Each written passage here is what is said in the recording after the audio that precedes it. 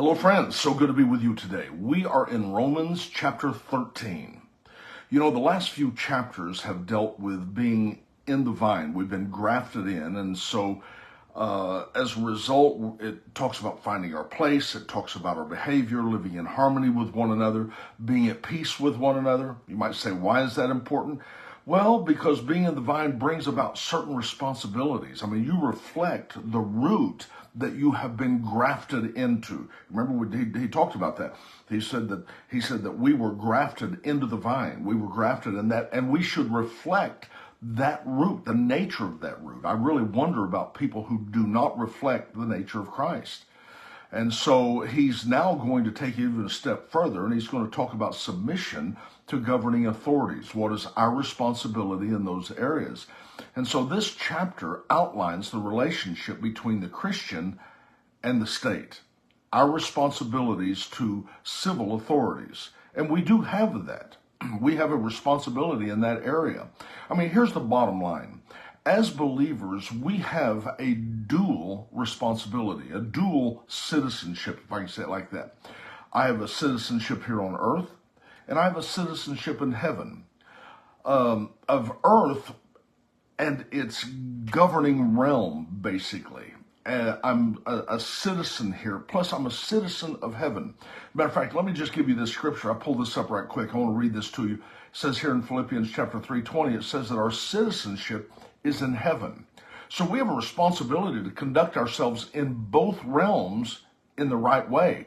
And before I leave that thought, let me just give you 1 Peter chapter 2, verse 11. It says, "Dear friends, I urge you as foreigners and exiles to abstain from sinful desires that wage against your soul." Verse 13 says, "Submit yourself for the Lord's sake to every human authority, whether it be to the emperor as supreme authority or the governors who are sent by him to punish those who do wrong and to command those to do right."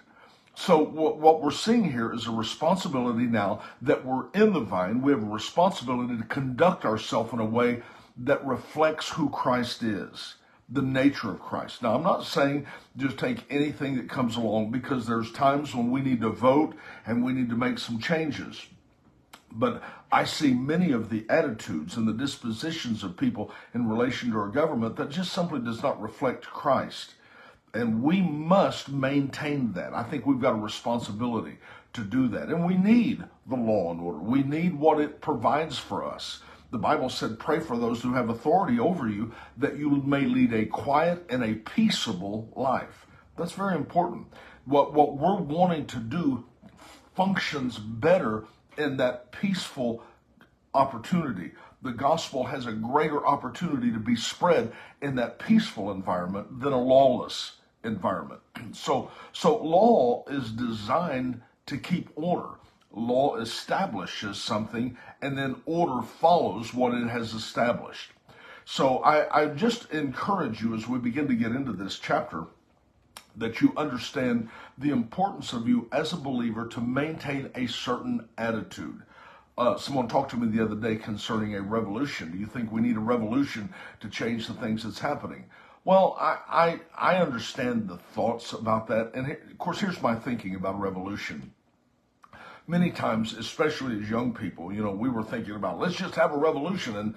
And we kind of in a very immature way, we thought that if we could just overthrow the government today, by this weekend, everything would be better and the way it should be done, having no idea that it is the government from which everything flows through. I mean, literally everything. So you can't just overthrow it and expect everything's going to fall in order.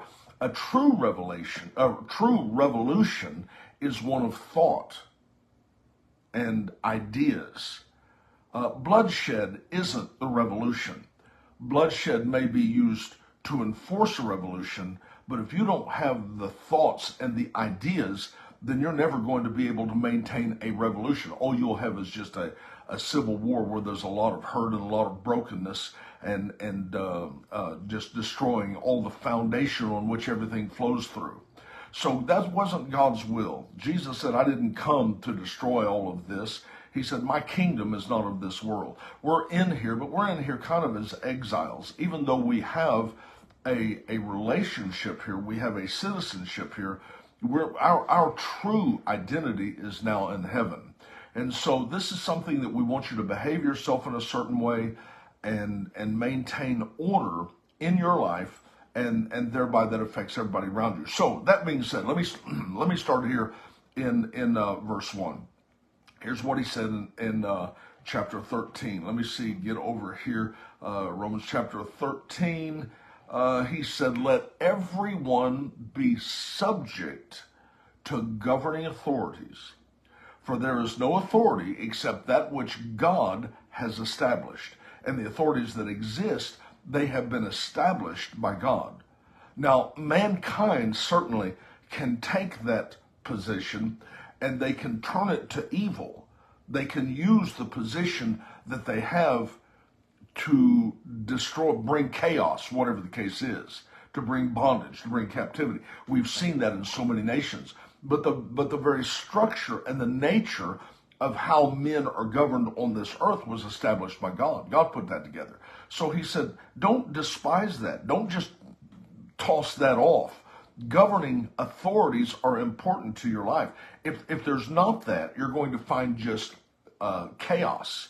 You're going to find anarchy. You're going to find people who are lawless that take advantage of other people. So we have to have governing authorities. And so he's saying, because we have to have that, don't kick against it. Be subject to it.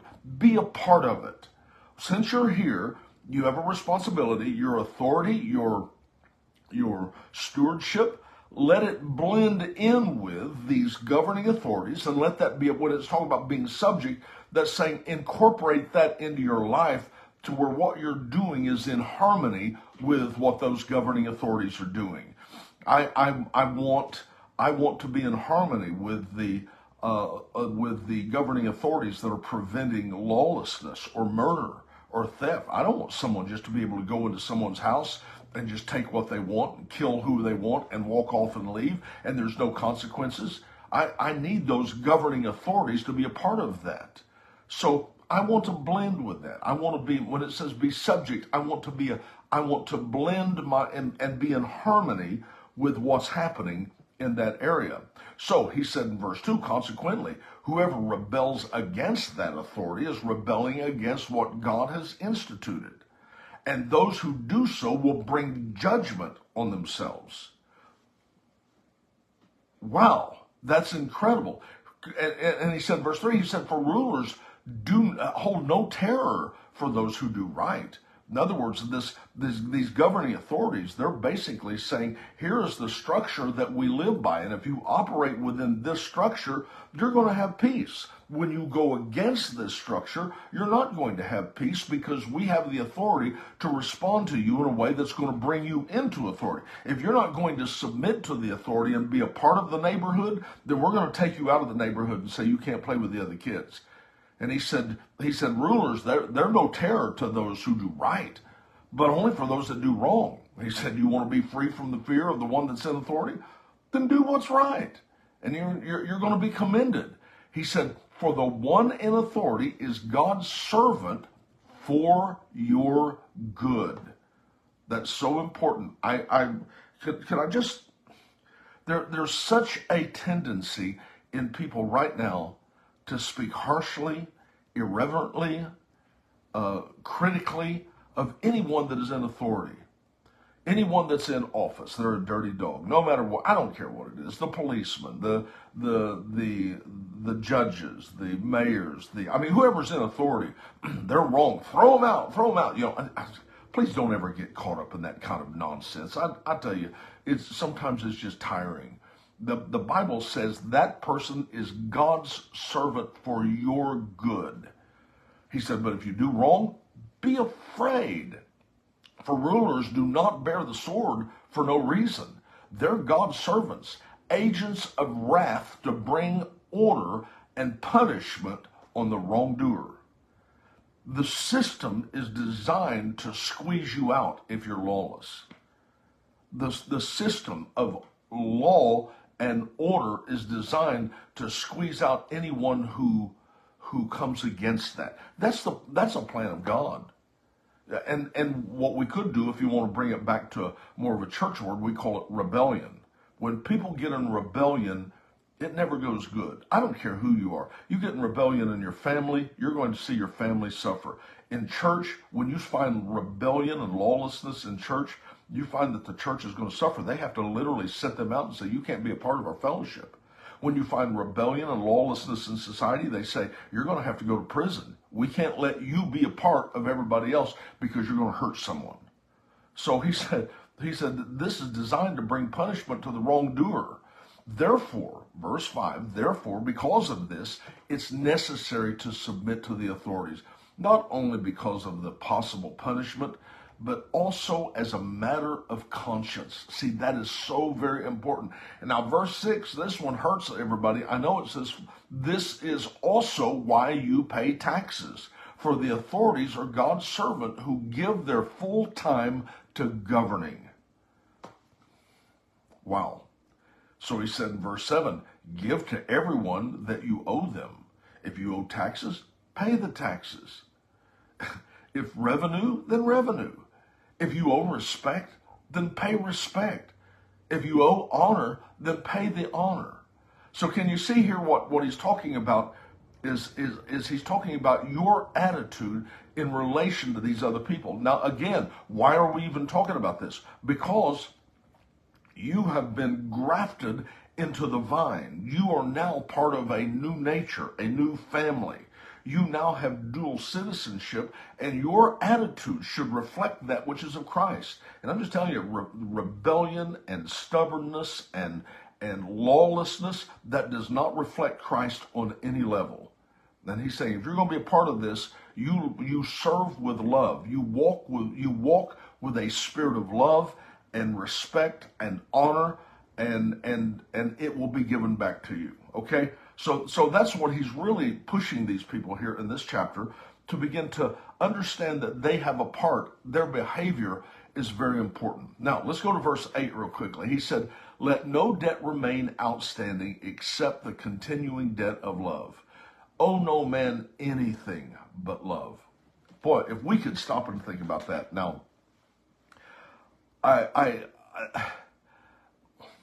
that's something I want my kids to understand.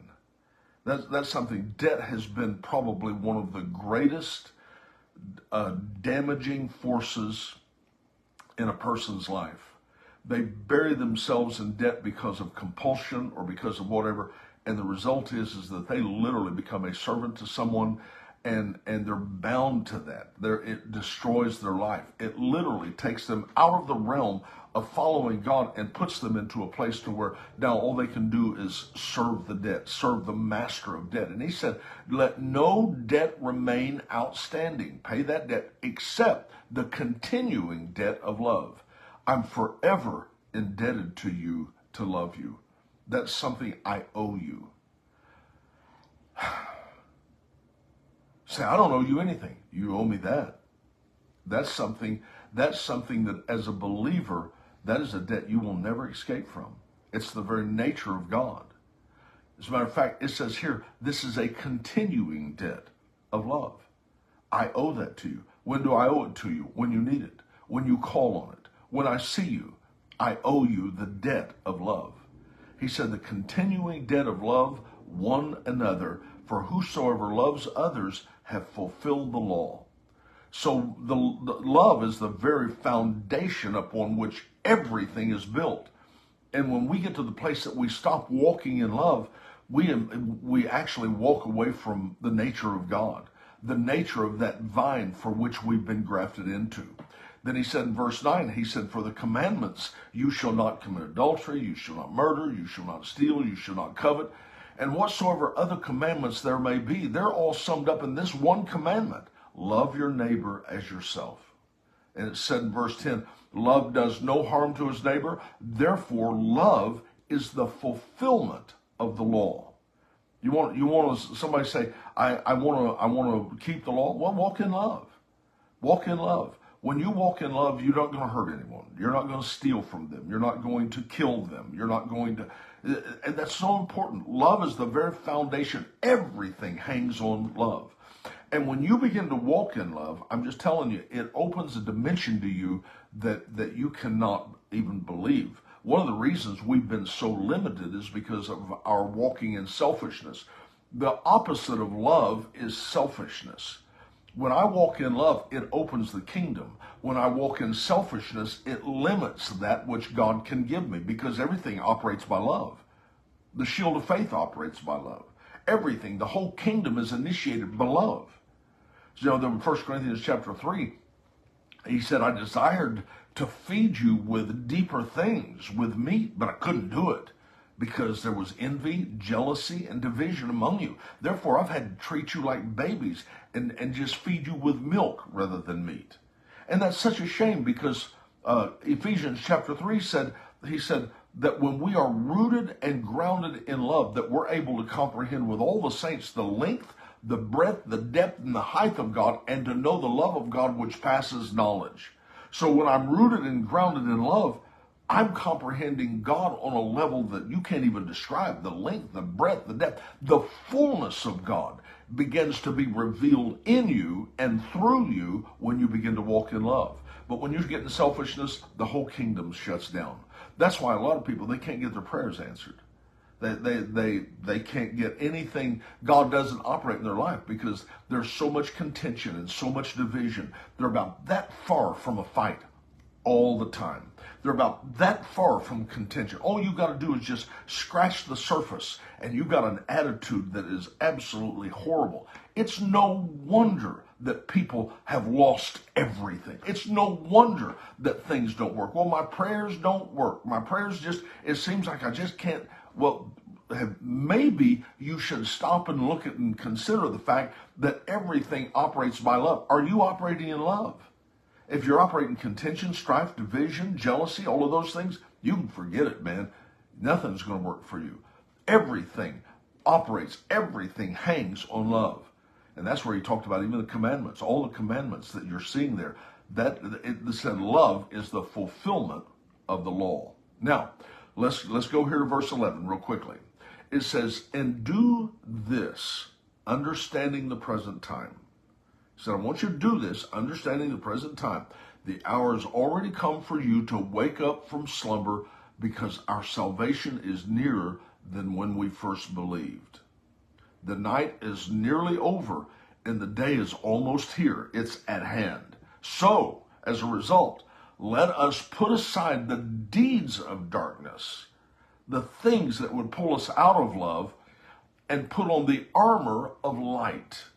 Let us behave decently as in the daytime, not carousing in drunkenness and immorality and debauchery, or debauchery means wickedness, corruption, not in dissension, not in jealousy. In other words, those things are the natural state of those that are lost. So he said, reject those whose natural state is to live in the darkness of this world. Reject that. But he said, rather, clothe yourself with the Lord Jesus Christ, and do not think about how to gratify the desires of the flesh. Now, why would you do that? Because that is, you're grafted into the vine. That's the reason. So what I'm going to do is I'm going to reject the old behaviors. I'm going to reject the dissension, those that are clothed in wickedness and corruption. I'm going to reject that lifestyle. I'm not going to let that in. And I'm going to clothe myself.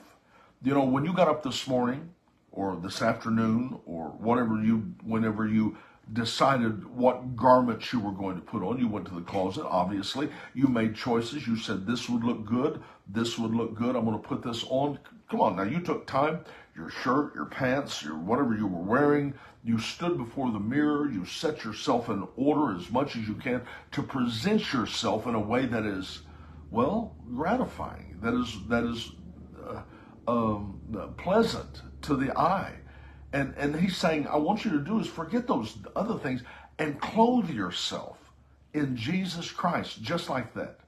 I want to take time to put on Christ, his behaviors, his attitudes, his disposition. You know, we used to have that thing that said WWJD, what would Jesus do? Yeah, well, what would Jesus do in this situation? You know, I've got a real opportunity and I'm really justified in carrying this attitude, but Is that really the attitude that reflects the vine that I've been grafted into? Absolutely not. So what I've got to do is I've got to clothe myself. I've got to think about that and put on righteousness and put on the attitude of godliness and of love and of mercy and of tenderness, of patience with people. I worry about people that are so quick, so sharp with people. What happened to mercy? What happened to kindness? What happened to just being patient with people that might be having the worst day of their entire lifetime? And you, who should be grafted into the vine, treat them with an attitude that does not reflect the vine. It's envious, it's short-tempered. We pride ourselves in our ability to tell people off. We should be ashamed of ourselves. That is nothing to be proud of. That is just a reflection of the darkness of this world and their behavior. You're not that.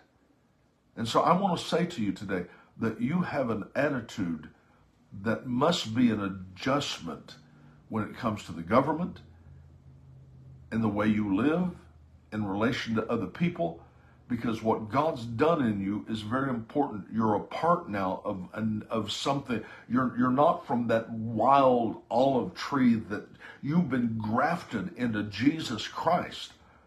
Now you need to begin to behave in such a way that reflects that. You need to behave in such a way that reflects that. And I'm pausing here for a couple of minutes just simply because I'm going to say it is a reproach to say that's how Christians are. You can't trust them. You can't. I'm not saying they're perfect, but I am talking about the attitudes we have in our daily. Somebody pulls in front of you. Somebody gets your parking place. Somebody steps in front of you. Somebody, just somebody does something, and you reflect that dark nature that you used to belong to. That is not pleasing to Christ. Complaining about the government,